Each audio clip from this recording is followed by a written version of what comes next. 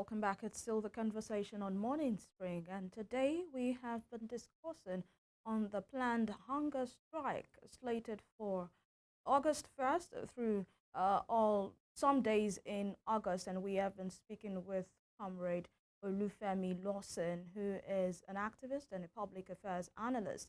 Comrade, are you still with us? Yes. Thank you. All right, further, I will still crave your indulgence to allow us to take this clip, a video of the Inspector General of Police, Kayode Egbetokun, speaking on the planned protest, and for people to jettison it, he termed it a violent protest. Let's watch this video. We'll come back to take your reaction. Led to wanton destruction of public assets, including police stations, courts, transport infrastructure, and loss of several lives. Tales of sorrow, tears, and blood followed what was supposedly intended to be a well-intentioned exercise. Rather than to lead to any positive outcome, NSAS nearly aggravated crime rates and insecurity in several parts of the country. Indeed, we are yet to fully recover from the huge economic losses and deep-seated psychological and emotional trauma inflicted upon our people by this protest. Hence, our position is that the proposed violent protests are ill-advised and should be jettisoned forthwith. We have the responsibility to protect properties and everyone, irrespective of their race, color, ethnic, or tribe, who are lawfully embarking on their daily activities. We will therefore not sit back and fold our arms to watch violent extremists unleash violence on our peaceful communities, or destroy any of our national critical infrastructures and assets again. We have mapped out plans to ensure that no individual or group succeed in fostering a reign of terror and or anarchy on other law-abiding and peace-loving Nigerians. So, Comrade Femi, are you concerned that the IGP used the word violent protest, preempting what might happen in the protest even before it began? And a lot of Nigerians are actually worried and concerned because we've heard a spokesman of the President Bayo Nanuga also say that this protest is going to be a violent one. People that want to protest says is going to be a peaceful protest, but you've just heard the IGP saying that the people should jettison the violent protest. Are you concerned that the word violent is being used even before the protest began? I'm really worried, and I'm really alarmed by the use of violent protests being anticipated by the police authority. And I want to say that this is probably a reaction to what operatives of government, people like Bayo Nanuga and some other operatives of government like Shegun Dada, the essay on social media to the president, and some agents of government, particularly on the social media, have been saying. This IG position must be a direct inclination towards that. But I'm really worried that this protest is already termed violent protest. I've seen a lot of flyers, I've seen a lot of banners regarding this protest, and I've not seen anywhere where it is tagged or codenamed August violent protests. And I think we should be worried. And this is trying to point to our fear that government or its agents may eventually, like in the past, promote violence if we are not careful during this protest. I would rather have expected that the authorities would continue to insist on the right of Nigerians to protest, and that such must be peaceful. You must emphasize that it must be peaceful. That is what the law guarantees. But tagging it a violent, what if tomorrow people come out, just armless, not even marching on the street, maybe deciding to gather at the parks, at the gardens, with placards and banners to express themselves? Do you still describe that as a violent protest? So why are we envisaging violence? It is very unfortunate, and I'm not envisaging violence, and those that are envisaging violence should also be able to tell Nigerians what they have seen. Maybe there are things they are saying that we that are arguing on the right of Nigerians to protest are not seeing. And maybe that would also convince us that truly what is being planned for August is a violent protest. But if there's nothing like that as we speak, I've not seen people, promising to distribute guns, or machete or cutlasses, during the forthcoming protest. If there are people, the authorities should be able to expose them and let us know. But if it is still about coming to march peacefully to express yourself as Nigerians, I don't think it's going to be a violent protest, and government should not, like I said in the opening, criminalize protest, because this government rode on the bridge of protest into government, and it must not burn the bridge that it's used in getting to power. It will be counterproductive, not only to us as Nigerians, but to also the government itself when the time comes. Right. Very well. And, still on the reactions, of security agencies, that's why I said that earlier, and we had to find a clip to show that the body language of the IGP seemed not to be in support of the protest. And do you see it, comrade, as a blackmail? Because it's looking like one, that you are blackmailing people to, pipe law, even when that word has not been used. It has been repeatedly used, by people in power and security agencies. Let me add what the Commissioner of Police, CP Bennett Igwe, said is in charge of the FCT, by the way, and he has urged natives and residents of the territory not to participate in the nationwide protest. The commissioner said that the commander has made considerable effort, including the loss of some of his personnel, to ensure the protection of lives and properties within the FCT. And I would say, quote part of what he said. He said the protest could jeopardize some of our efforts and potentially lead to unrest and disruptions in the territory. We are deeply concerned about the security of law-abiding citizens and their properties. Therefore, we are making a heartfelt plea for residents not to partake in the protest.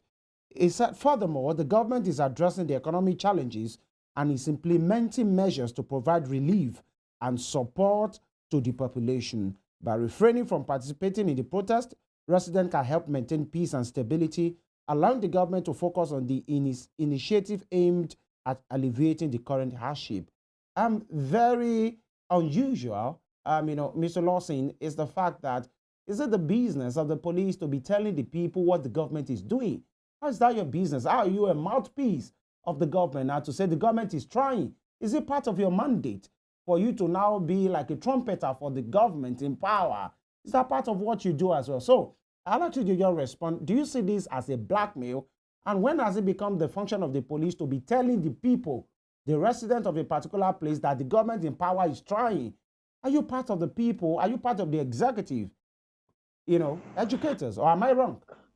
No, I'm as amazed as you are, and I think it is not funny. It is not funny that we have reduced the national security institution to such that is becoming an arm of government, speaking in defense of government.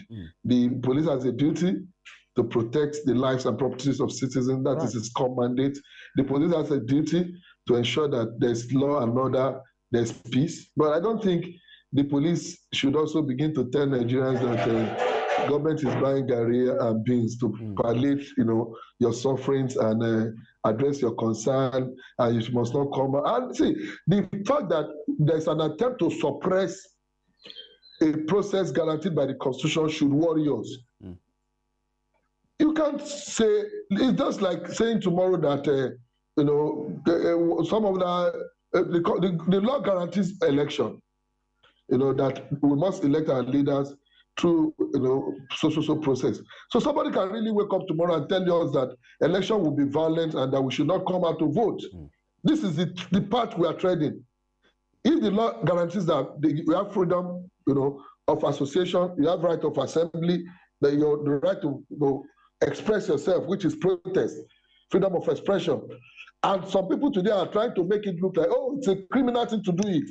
Then tomorrow, some people will come out, go and put it on record, that, oh, don't come out to vote. This election may lead to bloodshed. Let us just appoint governors and president and whatever for you, because we are doing enough to ensure that you have leaders. That is the path they want to take us to, and I don't think that will work. Right, and interesting. Leonard Silk, Ebuade Borua, you know, he wrote something on the Tribune, and he talked about, of course, enshrined guarantee that the Constitution has given to us as well. And you have mentioned the Leonard Silk as well, Femi Falana, saying it is the government. It was categorical on that program to say if anybody will disrupt a protest organized by the people, then it is the government in power that will do that. He mentioned the NSAS case and he pointed to the government in power to say you are the ones that did it. And Mr. Lawson, you will agree with me, there are videos of hoodlums being ferried around in SUVs.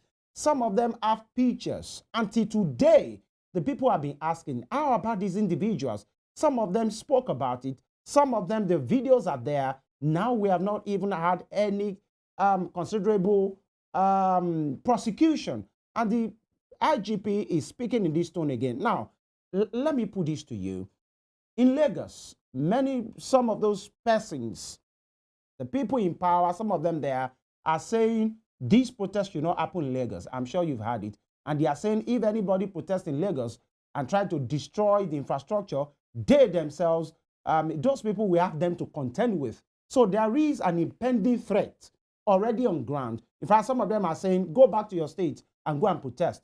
Protest should not happen in Lagos. And you're wondering, who are you? Are some people's rights in some particular place higher than the right of other persons? Because this is really, it's looking like this is not, just a few months ago we celebrated democracy. Is this the democracy that we are celebrating? That's number one. And I'm asking you that very carefully. And number two, what do you think the government are really panicking for? Because some of them have stated what happened in Kenya, that yes, the young people protested, and maybe some of the things they want, they are getting, but their public buildings, infrastructures have been affected, yet they are getting results. But can we afford that? Do you see the fear of the people in government genuine as well? Two questions. You see, for me, those characters who are asking people to go back to their states and their Lagos, I don't regard them because they don't even know history. It was on the streets of Lagos that the likes of Ndubisi Kanu, Wole Soyinka, Yinka Dumaki, Joke Dumaki, Femi Falana, Gani Fawemi, and a whole lot of others who are not from Lagos State. Gani Fawemi is from Ondo, Femi Falana is from Ekiti, and Ndubisi Kanu from the East, Bala Usman from Kaduna, and a lot of other notable Nigerians. We fought for the same democracy that these characters are enjoying today on the streets of Lagos. We fought for this democracy on the streets of Ikorodu, and there was nothing the military did not do, particularly the Abacha regime, to get this democracy in the days of the junta. We were all here when Abacha said, pro-democracy activists have planned to bomb the Third Mainland Bridge, the Dam Barrack, and all sorts of frivolous allegations. But that never deterred us. And there's no amount of this, go back to your state, senseless, push by these characters that can send legitimate, people who have legitimate business and residences in Lagos back to anywhere. People who live in Lagos, who pay their taxes in Lagos, have right to express themselves in Lagos. And it is not within and even the law the constitution allows Nigeria to stay in any place of their choice. So it's not within the right of anybody. Lawson, like what government jittery, just like you asked. I think government is jittery because not in this case. From my experience, just a few days ago, if you listen to President Tinubu coming to make this passionate appeal to Nigeria, and compare that to what the operatives of the government, like Bayo Ononuga and some of his ministers and some have been doing, you come to realize that what is happening is that some of these guys are trying to protect their jobs. They don't want to lose their jobs, like ministers and secretaries are losing their jobs in Kenya because they know that they have woefully failed. A lot of them are in that cabinet doing nothing. A lot of them are in that cabinet to make money at the detriment of the success of the president himself. So they are clearly aware that this protest may expose some of the inefficiencies of government that is spearheaded by some of these characters who are ministers, who are special advisors, or are working with the president. And that is why they are sponsoring, this anarchy. that is impending, and this campaign of calumny against what ordinarily should be a peaceful protest. And I want to advise that the president should be wary of these characters because they are not friends of his government. They are enemies of his government. The president was on the street with people who fought for democracy, even when Abacha attempted to take their lives. It was never deterred. Why will people today wake up and start asking people to go to their state to protest, or people to go to their... President Tinubu protested on the streets of London, in Washington, with Nadeko, for us to have democracy in Nigeria. Is he a native of London? Is he a native of Washington, where he was protesting? So sorry, these comrade. guys don't know history, and they cannot, bully Nigerians into going back to their state when they want to express themselves. Now, people that are making this threat, because the threats are there, they are obvious. Some of them saying these are friends of people in government, and they are not hiding it. Shouldn't people in government, shouldn't security agencies be speaking to these issues to say we have the rights of the people? Everybody should do things in accordance with the law, because when a citizen, my fellow citizen, is threatening me that if I should come out to protest, they are ready for me and they will not allow it because of what happened in NSAS. And I'm telling them what happened in NSAS is not what is going to happen. I just want to protest. But my people, my fellow friends in government or people who are in the ruling party are saying, if you try it, we will defend our land, we will attack you. Shouldn't somebody be reining them in? You see, just like I said, these people are just trying to desperately protect their meals. Because if government should be concerned, really, just like you said, government should be concerned about people who are really actually threatening violence, the so-called supporters of government, not people. You see, one mistake these people have made, if you look at the support that these planned protests have gathered over the last few days, you realize that it is far, far more than the number of people who have shown interest or have supported this planned protest, some couple of weeks back when it was announced. This protest was announced about 3 weeks or 4 weeks or thereabouts ago.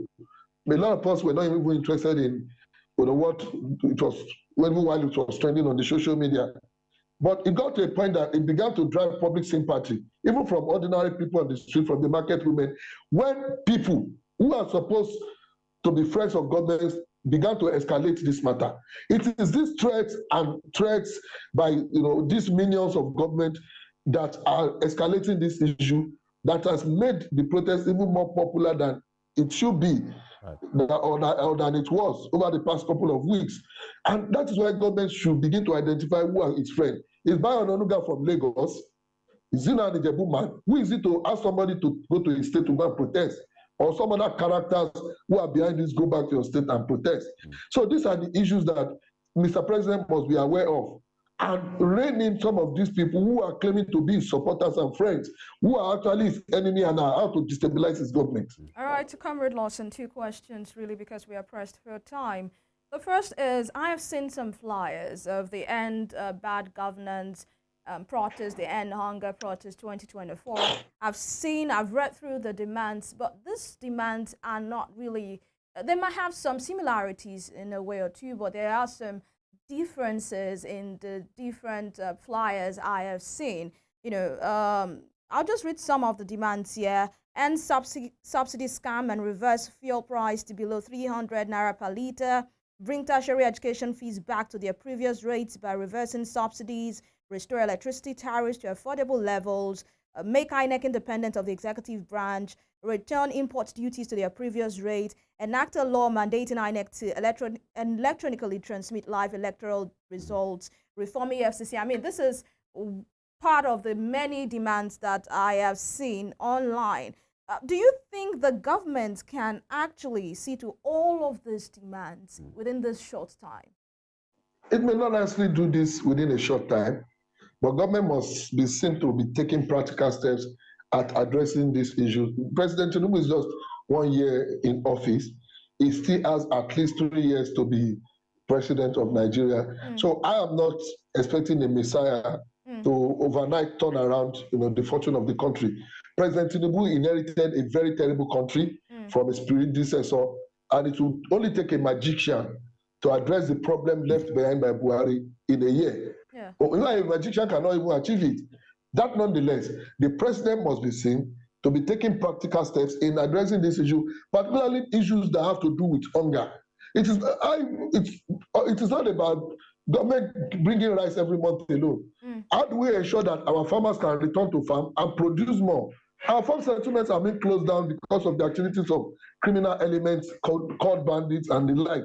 How is government going to ensure that we improve our security and we can now travel by road again from Lagos to Kogi or wherever? How is government going to address the issue of inflation? Just like somebody mentioned in that flyer, the issue of import duty. Is it helping the people? Is it helping the businesses? How are we going to ensure that taxes are reduced on food items LAWSON, do you when see necessary? this protest? Immediate steps that the president can take, to address, not necessarily turning the situation around overnight. I don't believe that it is possible, but the president must be seen to at least take practical and remove some of those corrupt elements in his government. All right, well said. But do you see this protest being shelved before the August 1 date? And what do you think can make the people, retrieve this, not go on with this planned protest? And I think the first thing is for the government to accept that the people have rights to protest and stop criminalizing their intention. Second is that the president must demonstrate further commitment to addressing the issues that have been raised by the people who are planning to protest.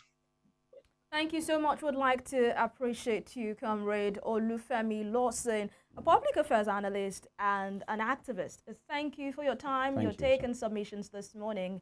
It's always a pleasure to have you on board. My pleasure. All right, have you for yourself a good day. All right, that's the conversation, Femi. And like I said, I've seen so many demands online. Some people even said that public office holders, officials, their children should be made to attend public schools. And I'm like, how is this a demand, and will this really see the light of day? But like as it is, people have the right to protest. It is a fundamental human right to make their grievances known to the government of the day. And like Comrade LAWSON said, that the government should stop criminalizing protest. They shouldn't be scared when people say they want to protest. The security agencies should provide adequate security on those days that have been scheduled for the protest. Is it not good that there was a date, set to be the days of the protest? What if people just hit the streets and spontaneous? Exactly. But that's the situation of the country, and that's the conversation this morning. Thank you for being a part of our world. We'll make a return tomorrow for another interesting time on Morning Spring. You can watch a recap of the show on our YouTube channel at Western Spring Television. Also, you can connect with us on Facebook, Instagram, and X at Western Spring Television. My name is EVELYN, and like I always say, Nigeria must work in our time, and it will work in our own time.